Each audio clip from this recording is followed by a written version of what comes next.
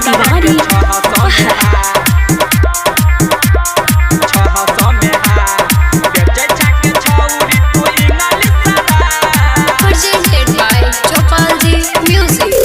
गे बरहनी केने चातू गे धंधा तब किया रहे छा हरदम गे मंदा गे छौरी बरहनी केने चातू गे धंधा तब किया रहे छा हरदम गे मंदा हे गे कोके रंगदारी तू दई छा जवाब हे गे दई छा जवाब में फूल है गे 600 में हाफ बेचे छाके छौरी तू इंग्लिश शराब 1200 में फूल है गे 600 में हाफ बेचे छाके छौरी तू इंग्लिश शराब डीजे अमित तिवारी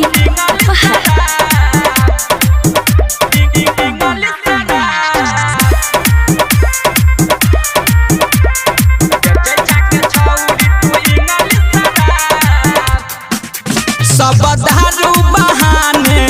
तोरा में गे सटलो तोरा लगे सामान छौरी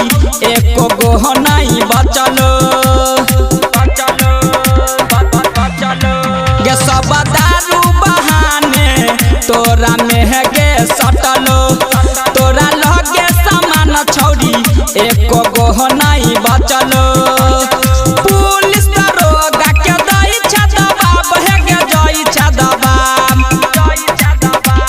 1200 में फूल है गे 600 में हाफ बेचे छाके छौरी तू इंग्लिश शराब 1200 में फूल है गे 600 में हाफ बेचे छाके छौरी तू इंग्लिश शराब डीजे अमित तिवारी अपहर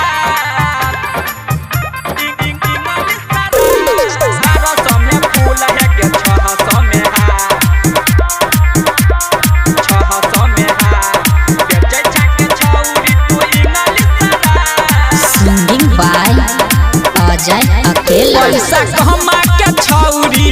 भैरल हेला दू तल्ला चोरी छुपे सामान अपन बेचे छा तू खुल्ला पैसा कमा के छौरी भैरल हेला दू तल्ला चोरी छुपे सामान अपन बेचे छा गई तू खुल्ला अजय उमेश के तू कह छा ना बाप है गे कह छा ना बाप 1200 में फूल है गे 600 में हाफ बेचे छा गे छौरी तू इंग्लिश शराब 1200 में फूल है गे 600 में हाफ बेचे छा गे छौरी तू इंग्लिश शराब 500 में देवी तब बाज प्रेजेंटेड बाय चौपाल जी म्यूजिक।